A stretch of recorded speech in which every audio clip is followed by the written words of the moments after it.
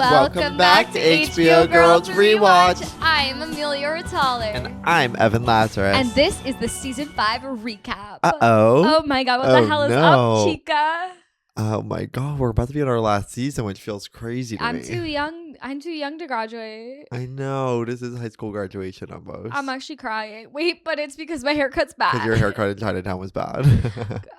Sometimes you go and you try and be like, listen, a $50 haircut is so the same as the $300 one. But it's not. Well, I've actually never gotten a $300 one, so there's no way for me to know. I am just waiting to get to the place in my life where it's the concealer I use, somebody told me to use and it's really working for me, and I get my hair done at a place where it's working for me, and I own the right jacket. And it's working for you? Yeah.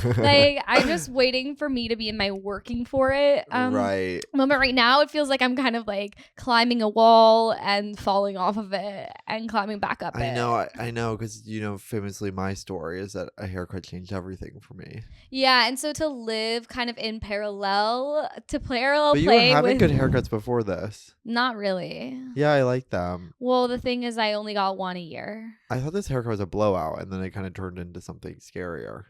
You can't really tell what it is because I'm hiding behind my headphones. Also, this is mainly an audio-based I did think listenership. you were wearing a wig earlier. Yeah, it looked really weird. It does look like you have a lace front.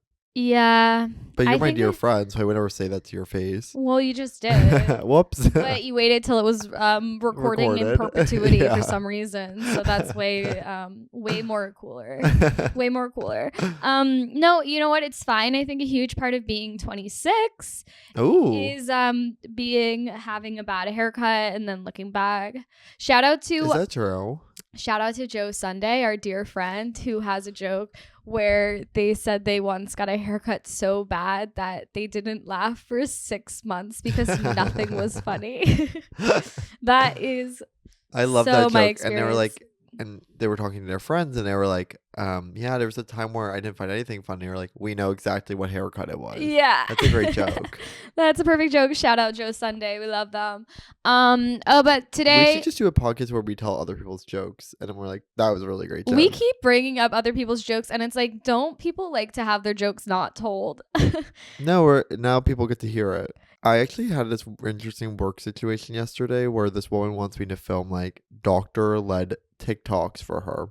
Now, and sorry, she goes, what do you mean doctor-led? It's because I work for HPV Cancer Alliance. Right, and I famously have to believe wholeheartedly that you don't. Why? There's one thing about Evan where they have a full-time freelance gigs in social media, and I'm no, they don't.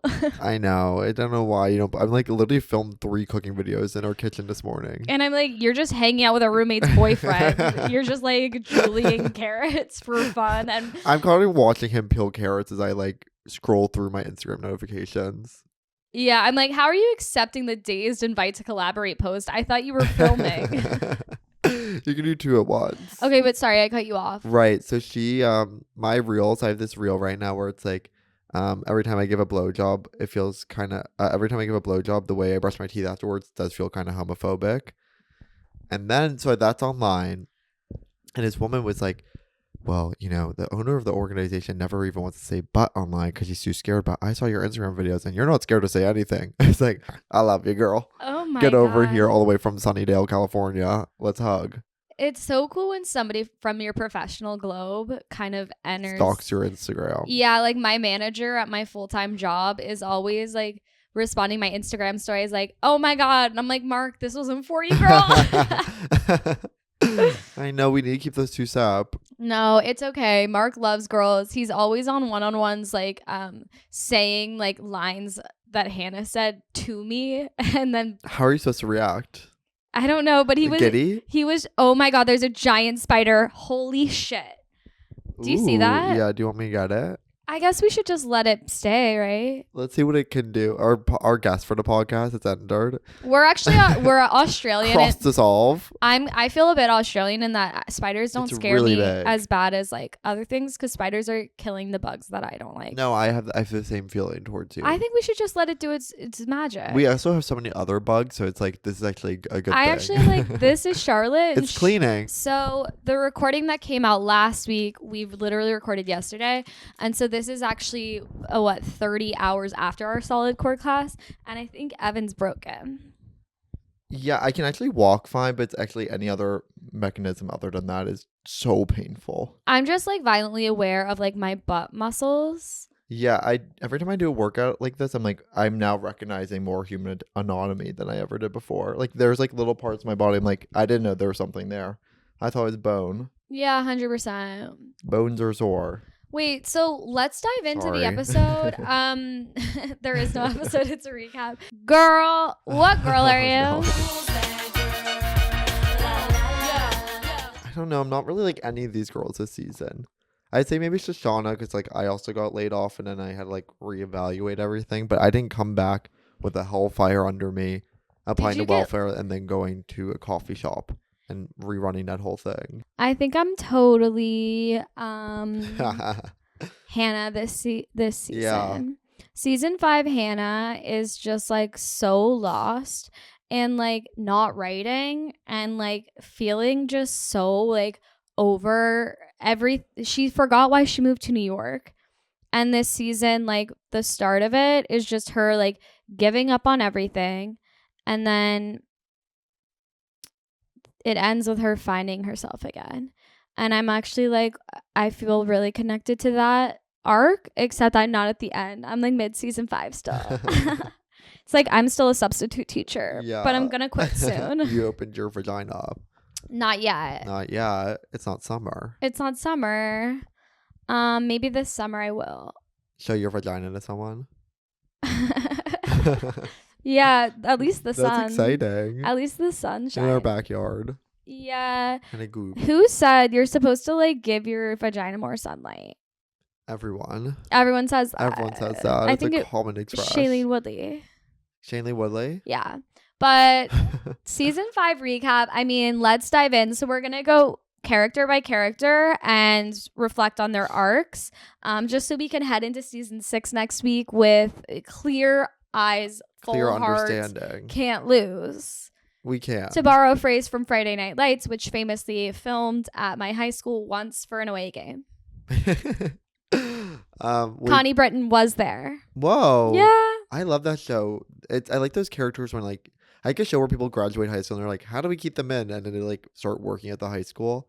It's kind of Glee. It's kind of Friday Night Lights. It's so sad when Rory goes to college and when Glee graduates. Like, I hate when people graduate. It is interesting because there's so many shows where like they let the characters stick in high school the whole time. Like they don't ever like really graduate. There's unspecified like what year they ever are. I mean, One Tree Hill, their whole arc of like post college, I'm like, this is too much. It goes crazy. We've lost the plot, and I'm not remembering much, but a lot. TV shows should have like 4 sets, and when you have to start building new ones, it's like, except for girls, death to single cam. Bring it back to multicam studio sets. That's why Friends worked, by the way. Yeah, that's literally. why Reba works. Everybody loves Raymond. Full House, for example. Reba. So this is what happened with Jessa this season. She started off kissing Adam at Marnie's wedding. Oop, but then Adam actually started off kissing her, and she's acting shocked. And she's acting shocked, and she's but like, she's not hating it. She's like, I'm feeling this feeling, but absolutely not. You are my best friend's ex-boyfriend. Which is like a Victoria song. Yeah. Is it? No, I'm thinking of like, my best friend's brother is the one for me. Oh my God, I totally remember that song. BFB. Shout out to Espresso. I'm loving it. Me Espresso. That Me Espresso. Sabrina's a star on the rise. She's a singer. And we want to record that now in the podcast, so when we listen back to this episode in years from now, we'll know that we had our finger on the pulse. I famously handed her a pamphlet and told girl 2 is Usher number 2. You handed her a pamphlet? I gave Sabrina Carpenter a pamphlet. You know, Sabrina Carpenter is such a Jessa. You think? Just in that amazing hair. Because she has gorgeous hair. Yeah. But is it extensions? Is it? Here's the thing with blondes, it's always extensions. Right. You can't have that much blonde hair. No one does. Every part of Except for Jessa. Every Jemima part Kirk. of knowing 100 influencers in LA is knowing all their hair is dead and fake. No, Jemima Kirk actually has like real hair. I know. If you can even believe. Not to bring it back to my terrible haircut, but by this time next season, it better be back to what's it called? I bet you're gonna have a bob. Watch me get a bob. No, I'm gonna have Jessa hair by. You're either ending as a Jessa or a Hannah. Stay tuned. But Jessa is going back to what are they called? AA meetings? Yes. She's AA really meetings. trying to get sober. She's really trying to get stable. What's her job? She is learning. She's going to grad school actually. She's going to grad. She's becoming a therapist. therapist. Even. I am so happy for her. And Adam's actually paying for her finish school. Undergrad first. They never talk about She's getting that. the undergrad in. She is? Yes, in psychology. She's studying psychology. So she's like 6 more. I know we already talked about this, but she's 6 more years of school. Whatever. She has a goal. It took until the series finale of Broad City for Alana to become a therapist. Right. Or think about it. So it's like, it's a long process for any 20-something New Yorker. It is natural for like a writer to watch. Well, I don't want to write someone as a psychiatrist, psychologist, therapist. Sorry. I know. It's always magazine and therapist because those are the two that make sense. Those are the two that make sense. But Jessa is feeling this pull. She's feeling so attracted to Adam that she wants to blow her own life up.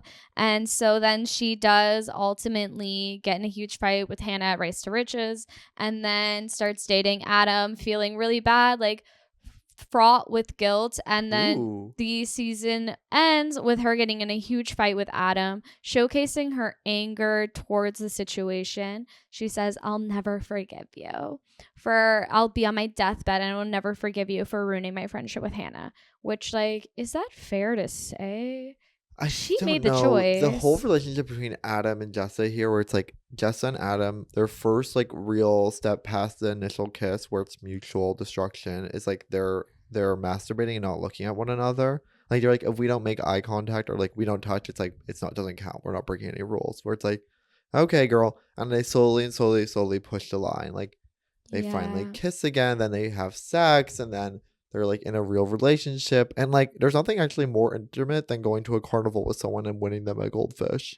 When she wears overalls and they go to Coney Island, it's fucking over. Yeah. Also, when she watches him play a homeless man on and CSI and she's like, "You're incredible," it's like, oh, it's over. But she's got love goggles. Did she grow this season? Maybe it's not like bullet point growth. But I definitely think Jessa's learning, and you can see in the season finale of her like fighting. It's like it's almost tying back to when she and Adam get arrested last season for peeing on the street, and he's like, "Jessa, you are bad news," and she's like, "Wait, please, I need you." And it's like Jessa is so afraid of asking other people to be vulnerable in that way. And I feel like when she's fighting with Adam in this season finale, it's proof again that she really does care about her relationship with Hannah, whether she lets Hannah know that. Obviously, she's not letting Hannah know that. She's speaking in a way that but suggests she's always Hannah cared about her relationship with Hannah. Like, I don't know, that's something that's been so different season to season. Like the whole Well, she's so mean to Hannah and will refuse to, like, with Hannah leaving for Iowa, instead of like being like, "Hannah, it hurts my feelings that you're going," and she's just like, "You're the worst and fuck you." Welcome to having a friend. Totally. But it's like, yeah, I think we see her prove to herself and others in this final fight with Adam, like just how much she really does value her relationship with Hannah. Yeah. I think you make a really interesting point earlier about growth as well, where it's like we don't always have to be growing. Like Sasha Mamet, Shoshana, like she had a real period of growth in Japan and then coming home from Japan, and now she's kind of just like using her skills and like being chiller about everything and like seeing what happens. Like she doesn't need to force it. You don't have to force growth. I'm always forcing growth is my whole problem. Yeah.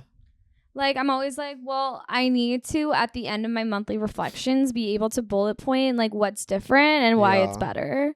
And it's like, yeah, I'm getting to a place where it's making me lose my mind. You're a science experiment. I literally am trying to bullet point progress for like untangible things. It's like, babe, no wonder you're miserable all the time. I Oh think I'm at no. least in a better place than I was at our season 4 recap, which was one of the worst days of my life. So I'm glad you're in a better place. Yeah. That's a beautiful 3 months later almost. Yeah, you know what? It's all going to work out. Okay, Shoshana time. Minute to Win It Shoshana. So she has moved to Japan to become a marketing girl boss. She is loving it. She's living, laughing, loving it. She almost is falling in love with Yoshi. She's having the best time. Shoshana actually started off this season by flying back to the United States to go to Marnie's wedding. She's like, actually, I'm killing it. I'm not going to tell my boyfriend I'm here, lol. It's kind of just more of a surprise trip for me to see my girls. Then we see her back in Japan. She's completely forgotten about Soup Mogul. Yeah, and then Abigail, A.D. Bryant style, is like, you actually have to quit. We're laying you off. And she's like, no, I don't want to leave. And she does not go on her flight home, even though it is in business class. And then Abigail actually flies in and is like, sorry, you're working at a cat cafe. That's so sad. And then she breaks down after spending the day with Abigail. And she's like, I'm not happy. I do have to go home. So she flies back to New York. She's miserable. She's not finding a job. She's yelling at Soup Mogul saying, like, it's over, baby. I'm so poor and lost. But then she sees her old pal Ray, and she sees that Helvetica is drama, and she's like, my marketing expertise could fix it all. I am going to turn it all around. And what does she do? She turns it all around. She turns it all around, and it's quite beautiful. We end the season with, there is no clear amazing thing that's happening with Shoshana, but we're seeing her overcome that, she like, becomes a freelancer. the rise and fall. Yeah, the rise and fall of her marketing, and fall of Midwestern Japanese princess. Literally, and how she might just be okay because she's dancing at Speedy Romeo's with Hermes. And that's beautiful. You mentioned earlier you were feeling connected to Shosh this season? I think just like on a scribble down notebook kind of way. And what do you mean by that? Just like, I could never turn around a coffee shop like that. I would never have the idea to turn away hipsters. I would make an inclusive space. I've always wanted to be a small business owner that's both a brew and brew, which sells beer in the morning and coffee at night. If this podcast never pops off, I'll do a brew and brew. You'll become a brew and brew. It's so important to have that to fall Brooklyn back brew and brew. Yeah. I know. At least have a backup. You do it in Brooklyn, not NOLA? No, I do it in Brooklyn. What does NOLA stand for? Louisiana. Got it. No is a cool acronym for a city. No. La. Shosh is cool because the 4 seasons before this, it was so student, and she is somebody who is so driven, and she has such a clear vision for her life. And I feel like you're always talking to college students, and they have such a clear vision. They're like, I know this is what I'm going to be, like, this is what I want. And then it's always shattered in that first year out of school when you're in the real world and you're like, wait, I don't know if 18-year-old me's ideas about the universe are exactly right. And you have to expand your mind and like what means what and what's really going to make you happy. And I feel like we really see that showcased in Shosh. She's going out and seeing the world, and she's being challenged in new ways, and she's feeling more lost than ever. But I also think it's helping her find out more about herself. I don't know. I think it's really funny to compare Hannah and Shoshana's like first 2 years after graduation, because like Hannah is such a specific like average Oberlin student graduating from college. What they do, it's like, I'm writing for Jezebel, literally, and Shoshana's like, I studied math. Well, Hannah's like, I have an unpaid internship for the last 2 years. My parents have been paying my rent, and Shoshana's like, I'm gonna start a freelance business and help little coffee shops. I wonder how much they're paying her. Oh, they don't have anything. Because I'm like, by the way, coffee shops don't have anything.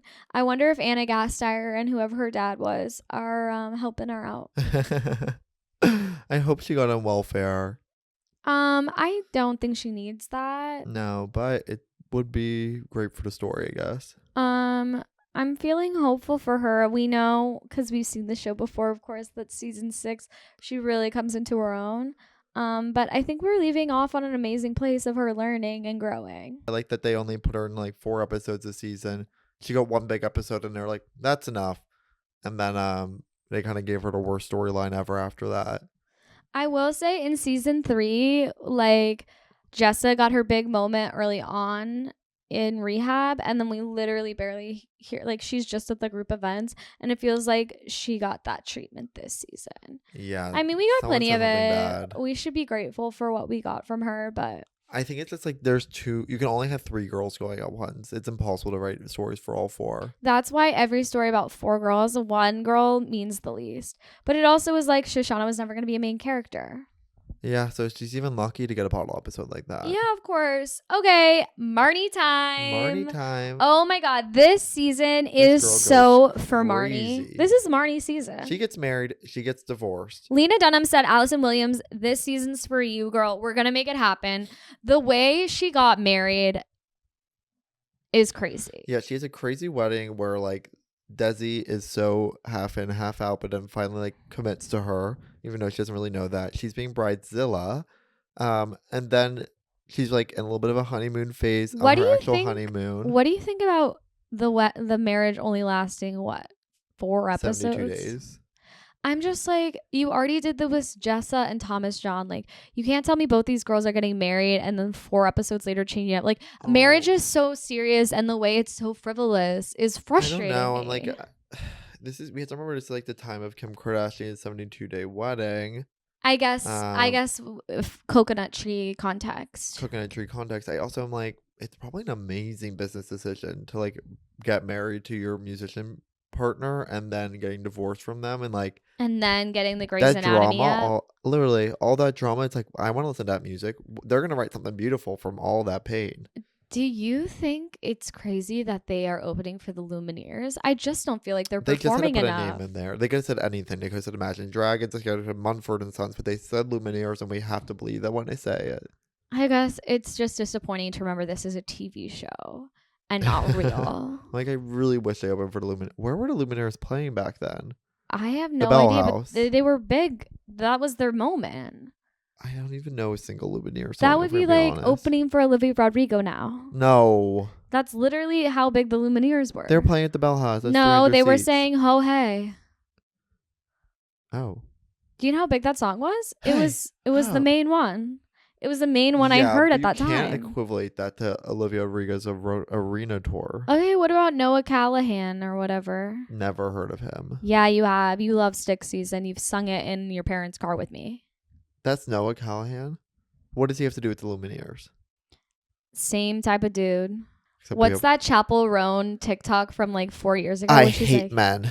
She's like, what are you indie boys even singing about? Cigarettes? And it's like, yeah, what the hell is role model got to sing about? That's a good point. Whoa. They broke up, You're him and really- Emma Chamberlain, yeah. That's I what I heard. guess, That's what I yeah. heard. You're really in the know with all this.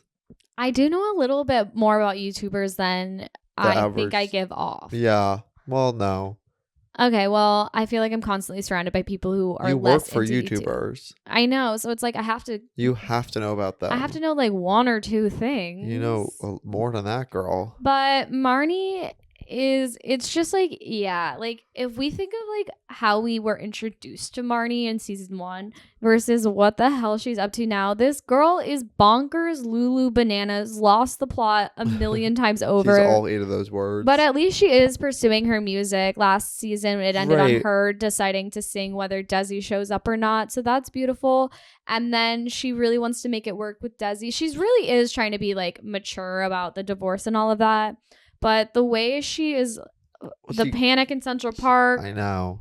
I You mean, can't even speak about Marnie, period, without bringing up Panic in Central Park. I know. So I guess she sees her old flame and she is remembering how far she's come and how different her life is and how she really does have to end chapters sometimes, I think is what she walks away with. Yeah, I mean, this goes back to our conversation of growth earlier, where it's like Marnie's actually going through such an accelerated pace of growth here. Like she's, again, like we talk about self-awareness, like she's becoming so self-aware. Her whole Charlie incident where she's like, she was one night rendezvous where she has that whole sequence. I can't stop thinking about the sequence where she's like in the thrift store and she's like, can you imagine 125-year-old's been through all these things? And it's like, and then she immediately comes back around. 25 and a half. 25 and a half, sorry. Um, But she immediately comes back around and she's talking to Desi and she's like, she has this sense about her that like wasn't there like 12 hours earlier. The closing conversation of her in the Soberness. hallway Yeah. with Desi, just realizing, like, having a clarity that I don't think we've seen Marnie have in the entire series. She might be our first woman of the show. The first girl to become woman. First girl to become woman. I wouldn't give her that much credit so quickly, but I don't know. She does very womanly things. but so does Hannah. I'm always amazed by that girl's clarity. Clarity.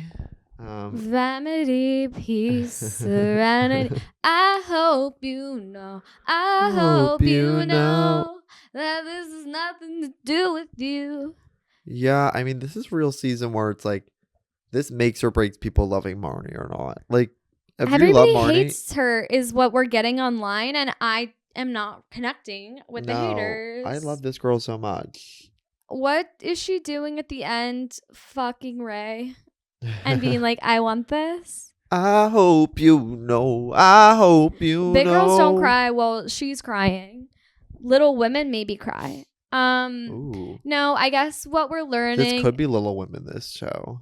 I do think the overall lesson that Marnie learns this season is that she is finally accepting that her idea of what she should want is different from what she actually desires, and she's making peace with for the first time that like she actually has to go for what she desires instead of what she what thinks she is good. Thinks is supposed to be the thing she wants. Yeah. Which is such an important lesson. Like, how much of your 20s have you spent trying to fill in these certain boxes only to be like, wait, right, what do I actually fucking want? And like a big part of moving to New York in your 20s is like, you come here with a specific mission in your mind of like what you're going to do, what you're going to achieve. And then you realize like that was a complete lie. And like you're going to still do something and it's going to be great, but it's just like it's not even close to what you thought it was going to be. Do you think Panic in Central Park changed hearts and minds? Yeah, absolutely. Yeah, it did. People love Marnie because of that episode.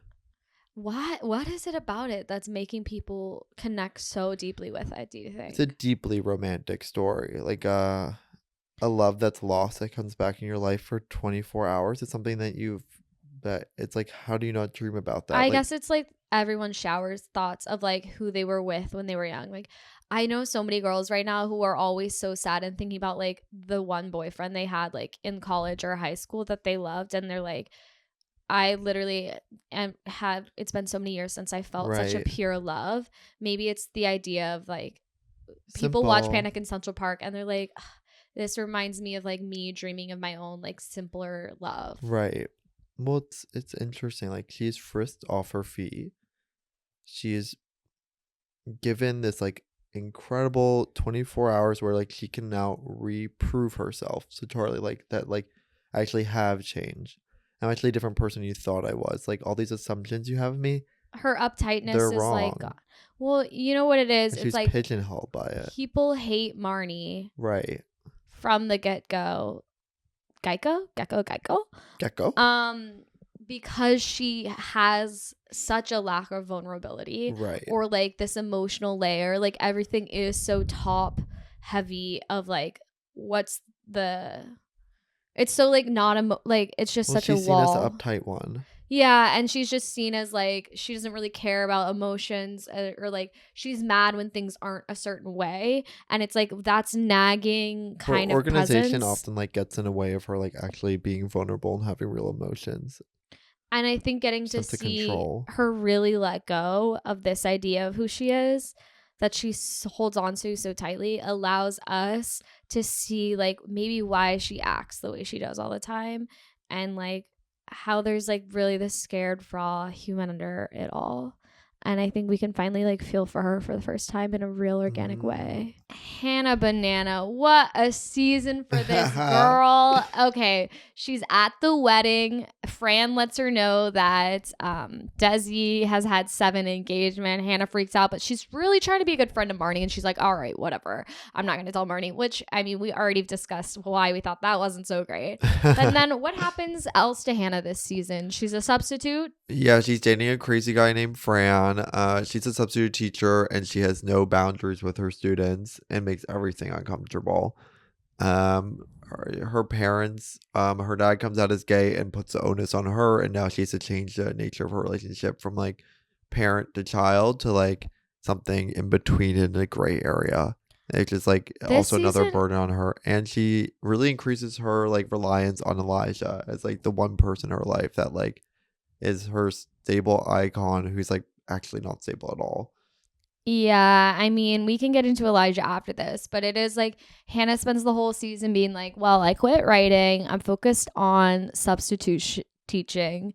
And being in a relationship with a nice guy, I might as well try it on for size. But she's like constantly frustrated at him because he has such limiting like beliefs about like how she should be able to express herself. And we know Hannah, she loves to express her damn self.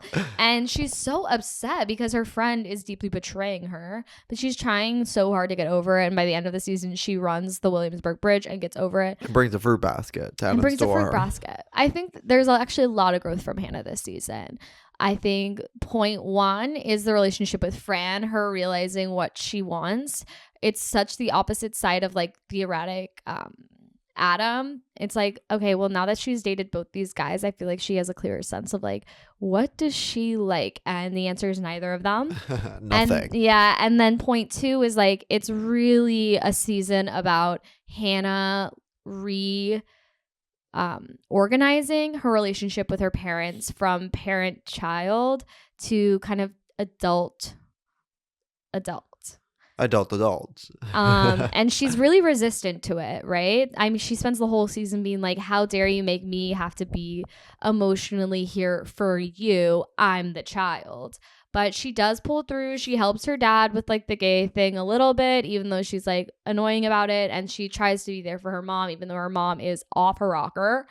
And then, of course, we end with her finally finding something to write about again. I mean, I really am so cheesed by It's a her good at season the for I mean, it her. really is. It is a good season. I mean, she goes to spring queening, slay girl. She's queen for 2 days. That is such a fun She little cheats arc. on her boyfriend. She cheats on her boyfriend there with a girl named Lena. named Lena, actress Lena. Yeah, it's perfect. Honestly, I think it's so important because every season before this has been about Adam.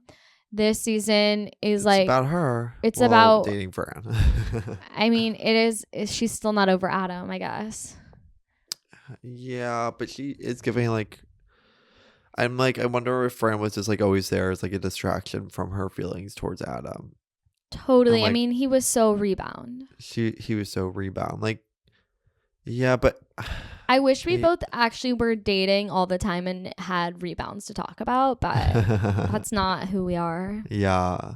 She really just like escapes into this relationship. Like he's there, he's nice enough. He's already like he's the most convenient relationship ever for her because they already work together. So it's like she never has to go out of her way to see this guy. It is, I guess, we're seeing Hannah still not be able to be alone. And she's with this guy she doesn't really like because it's better than just being alone, which I mean, I know so many girls like this. Like, they will put up with like the worst type of person just because it's like there's this fear and anxiety around just like sitting with herself. But we especially see this like in the Hello Kitty episode Yeah. when she sees Adam and Jessa and she's like having such an internal experience. And then she just grabs Fran's hands, like the closest man in the area to just like be with. And when it's like very clearly like, oh, this girl actually should probably just chill with herself, maybe journal a little bit, blog. I don't know. Well, so in relationships, it's like if the person just shows up the next day, it's like, well, I guess we're dating. Like it's just like, and the person's like, if it's easy enough, if they just show up, it's like, and you just don't say no, and it's not going terribly. It's like, why would you end things? But ultimately, this is a bad relationship with her, and she just like fell into something because she didn't really reflect on how she actually felt about it so much. Literally, the only reason those two are together is because they both were like, we should be in a relationship. But it's like, they were never like, we should be in a relationship with this person. Right? Yeah. It's sad to see, but I think it's an important and necessary step for Hannah's arc. And you know what? Things are only going downhill from here, if I remember correctly. I don't know. They go a completely different direction. If you I go downhill, then that's I don't for want you. her to be a baby mom. A mom baby. A mom baby. Baby mama. Oh, guys, I don't want season 6 to happen. What if we just end it here and pretended it didn't happen? We could. People would be happy about that, by the way. Well, actually, people love, and there was 2 of our favorite episodes in season 6. So, can we just do those? No, we gotta do them all, girl. But Hannah, Banana, Lulana, Shoshana. I used to spell banana wrong because I really thought there was 2 N's right next to each other in it. And I thought it sounds that way. You know that Gwen Stefani song that's like B-A-N-A-N-A-S. I distinctly remember like being literally in a car seat in a car. So I'm like 8, right? I'm going to like my brother's soccer practice. The song's playing in the song.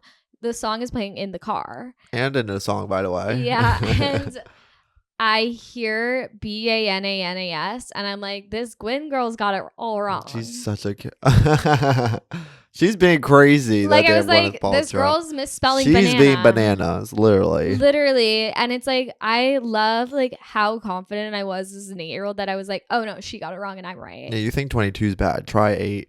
Try 8. Try being Nothing 8. will persuade your ass. That's when it was really girl. That was when it was girls' hour. 8 years old. 8 years old in the back of your minivan with a TV screen playing. Oh my God. 8 was crazy. I remember it so well, low key. I hope you do. I bought, the Market by Your House had Eggos on sale 2 for $5. That's 20 waffles for $5. Oh my God. I got the double chocolate chip, or no, just chocolate chip. I don't know if they do double. There's this double one where it's like they're chocolate batter, like chocolate cocoa. chip. Yeah. You guys know. But having these chocolate chip waffles, freezer style, this week has really brought me back to 8. Do you feel like in your life you've had to reorganize your relationship with your parents now that you're an adult? Or do you still feel like a child? I'm trying so hard. I was talking about this in therapy where it's like, I'm constantly having to recognize like, oh, my parents were maybe asking me to do things as a child that aren't expected of a child typically. And then I was like, okay, well, I'm an adult now.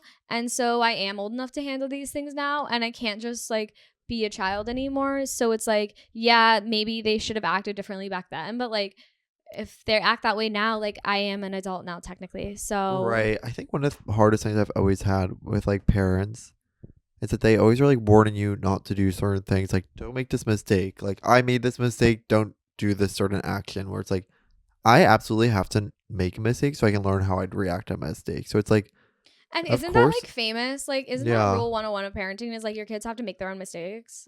No, by the way, someone tell my parents. Okay, you want me to tell them? Yeah, I'm please. too scared. Yeah, we were talking about Hannah.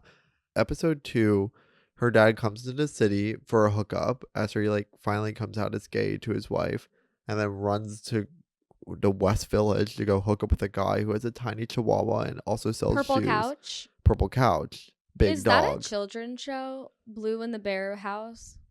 Purple Couch was part of it, I think. Like when it opened. Bear in the Big Blue House had purple couch. I think so, yeah. I want a purple couch. Yeah. Well, no. I'd honestly get like brown. You would a purple couch would look so cute in your room. Where would it go? Where the bed is? Where your desk and bed Where are. the desk and bed is. You don't need those. Yeah. You sleep on the couch and work there too.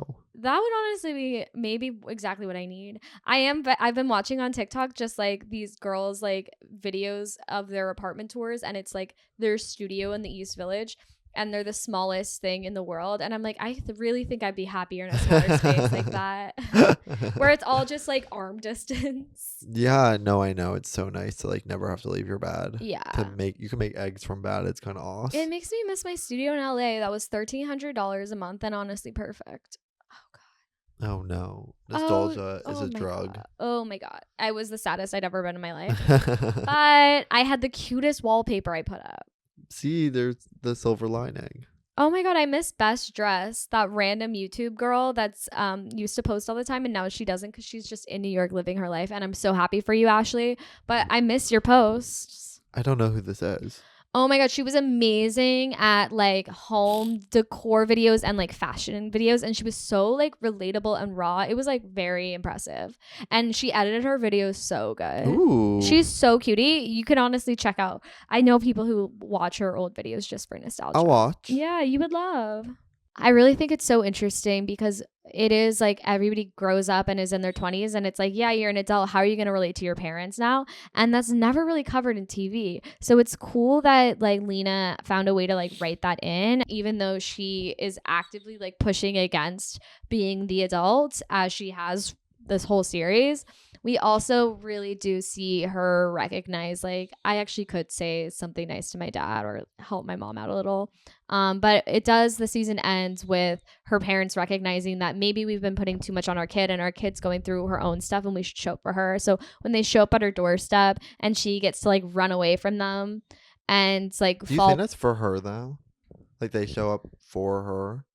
I really do think like Lena wrote it as like we've spent a season of them putting all this emotional baggage on their daughter and then her literally freezing them out, not returning their calls, like just cutting them off basically because she's like, I can't deal with that. I have my own life to deal with and you guys are acting crazy and putting too much on me.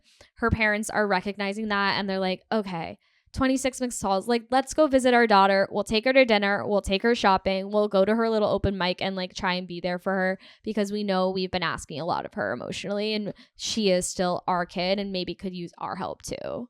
So I do think like the season completes with this new equilibrium of like, yeah, maybe Hannah is taking on more of an adult child relationship than a child parent relationship, but it's still like she is their kid and they are still going to help her in the way that they have for the last. Right, yeah. They're showing up to her school play kind of vibes in this Yeah. situation.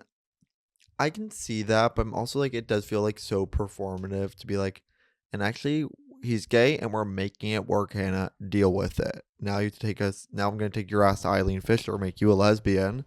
Mm-hmm. Love that store. My neighbor shops there. Why a lesbian? It's very like lesbian. It's like elder moms and then like lesbian coded clothing is all there. Oh. Well, she looks pretty straight at the moth. Just very 2015, unfortunately. Which was lesbian. If you were to wear that now, you would be a lesbian. I know dressing like Zoe Deschanel now means you're a lesbian. Yeah, but 2015 anyone could do It it. meant you were really straight, in fact. Yeah. That's such a cool that outfit in Brooklyn for this episode to throw in. Last thing we need to cover with Hannah is, of course, her relationship with writing and her career. So she's been lost all season. There's not really a relationship until like kind of the last episode. Like she just like gives up.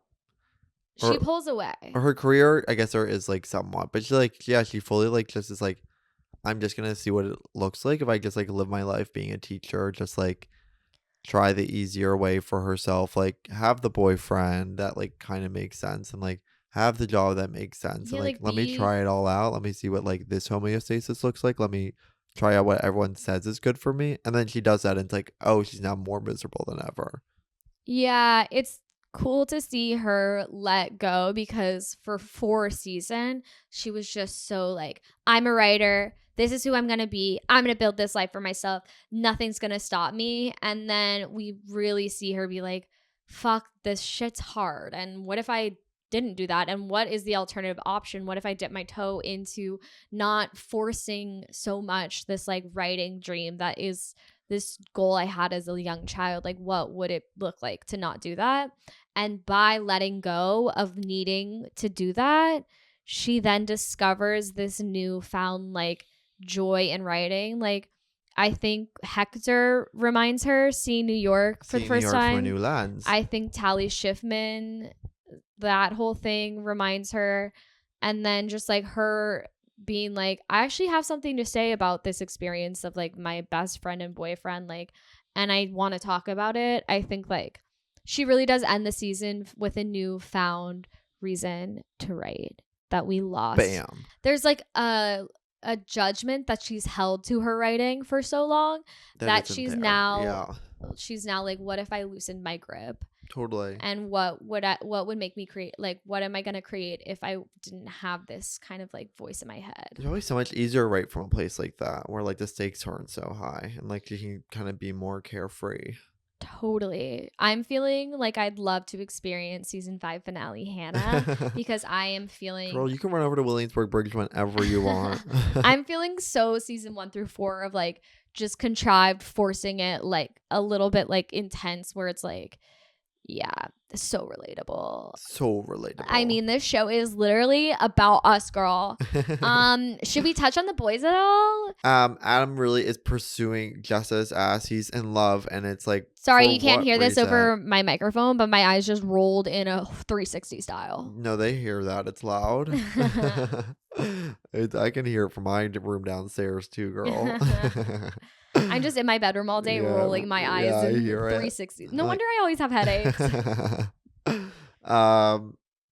Yeah, so like Adam is truly in not his finest hour here, even in the slightest. It makes me actually like viscerally angry to like that we allow him to act this way. Like that he is so capable of being like, I don't care about Hannah. I don't care about like how actually Jessa feels in this situation. And where she distinctly keeps telling me like she is acting in a different way. And I guess actions do speak louder words, blah, blah, blah, blah, blah. But like she's literally telling you that like she can actually never truly be happy with you because like you've now taken something so great away from her. And like she goes to different AA meetings to get away from you. And it's like he doesn't care. He doesn't want to take that on. He just like he knows he wants one thing and he's gonna go after that one thing, which is like so what romantic. happened to his acting career, by the way? I think it's like he got NCIS and that paid for rent for next 6 Oh, months. right, the pharmaceutical ad. Yeah, and I'm a just pharmaceutical ad that he's giving nothing interesting towards me. It's like you're ruining Jess's life. You're being a bitch to Hannah. You just did the whole Mimi Rose thing. I'm like, you suck and you're boring and you're fucking mid. Well, yeah, I think you can make an argument earlier seasons that Adam really is like growing and like that he's able to like take away a step away from Hannah and like really delve into his work and like there's moments where you're like I don't know, he's just like so immature from the beginning that it's like actually these small moments of like self-awareness and we have to kind of recognize those and be like, oh, actually he is growing in some way. Yeah. Where it's like he is the qualities that people love about him are also the same reasons that like he can be so hateable. Like because he's so like one-minded and because he is so like mission oriented and like simplistic in so many ways, it's like, oh, that seems like a great partner. Like that is someone who's like really gonna think about me and care about me. And like one thing that some people crave from a relationship is like like being devoted to and like the trees blur if Hannah was to pass away, but Hannah's like, actually I have more than just you in my orbit. Like I have all these other things. Like I'm focused on my writing. And like he does the same thing with Jessa. Like he is giving up all his money so Jessa can like become almost a therapist. LOL. Like he just destroys everything in his apartment like to get closer to Jessa. Like he's willing to stop at nothing to do some to garner the love of the person he's chasing. And like once he loses interest, it's like the way he handles that is so devastating. Like he's completely pulls away and like never really communicates that until like the other last moment. And then Ray, I'm cutie loving pie. Ray This season is, I feel like we've really come around to Ray. I mean, he really is just in his moment. He's on the board of the government. I'm literally getting shivers. I love this guy so much. Like he turns like, okay, it's a coffee shop and he Him like buying the really truck. cares about it. He has his truck. He has a political career. Like he is honestly the way he acts towards Marnie when they like are first falling in love in this season is like, that is so sweet. I really love the season ending with him just like cheesed on this girl. And you know what? His friendship with Shoshana is so beautiful. I mean, we've come so far with Ray. I think he really struggled in those early seasons to be like the type of guy you want him to be. But in season 5, I really do think he's just like... He's warmed up a little. Like if we early in the show, he is just so like, I am so innately better than everyone else because like I have a nihilistic view in the world and like that gives me perspective to be like, you're actually, what you're doing is wrong. Like you shouldn't care about anything. Like everything is fake, everything is wrong, like you're wrong. And then he like finally finds passion in his life and like the way it literally turns around his whole perspective and he's like, oh, actually like it actually sucks not to care about anything. And like when I start caring about something, that's like actually such a motivating force. And like here I go. And it just like, it is a kind of a domino effect. Like it's such a domino effect. Like you really see him start to engage with his life in an earnest way for the first time. And all the good that comes from that is so beautiful. And he says it's because Shoshana. Shoshana changed that man's Shoshana literally life. changed him. No He's like, wonder he gives her such he a didn't big know hug. he could care. It really is powerful. Yeah. But I mean, he is so drawn to women who have that kind of fire for life. Because it's like, yeah, he knew he wanted it all along. He just needed a brunette to show. Very fiery friend group. They're all fire signs. They're all fire signs. No, Cole from our astrology episode would disagree. Finally, Andrew Rannells. I mean, we really got to see a range from him this season. I feel like he's been comic relief for so long, and seeing him really fall for this guy, Dill, and really go for something is cool because we've never seen that from a career such a metaphor perspective. Where it's like, check up on your funny friends. Check up on your funny friends for real. But yeah, it is devastating to see him really decide he really wants Dill, ask for it, and then not get it. I mean, that is rejection's the worst thing in the world. Like, yeah, he's dating all these mean people that are like so far removed from him and like talk down to him, and like he like, what is he dating? A guy Dalton? What's his name? Oh, that old man with money. Yeah, he dates that guy earlier, but then he dates that mean short gay guy. The guy from Gilmore Girls. Yeah, he's always dating guys settling, with and the like worst. Finally he's dating someone that's like, he always is settling, it feels like, and now he's dating someone that's like truly like someone he could actually see himself with. And then that guy is like, you have no ambition. Okay. Hell. Mic drop. I literally feel sick just even thinking about that. I mean, if that ever happened to me, I would break in half. Thank God I'm ambitious. Yeah, but would you put yourself in a situation to be rejected like that? No, by the way, I try and never be rejected. That's my whole thing. Yeah. You knew the answer when you asked. It's a leading question. But I'm excited to see where Elijah's story ends next season. It really is cool to see him feel closer to himself, and we love his amazing conversations with Marnie and Hannah. I mean, if there's someone I'd want to be friends with out of this show, it is Elijah. He is fun. Yeah, Elijah's like the friend everyone wishes they had. Absolutely. So we're rooting for him. Overall, season 5 was way better than I remember it. It's a really good season. I think like every episode this season, I was like, wow, that was a good episode. Like, this girl knows how to write. This girl knows how to write. That's an amazing way to end. Guys, thanks for joining us for the season 5 much. recap. Sorry if it was low energy. We're both in weird moods, and you have to respect it. But we're going to be back next week with season 6. Episode 1. The final season. Oh my God. Are you ready for it? We can't wait. Boom.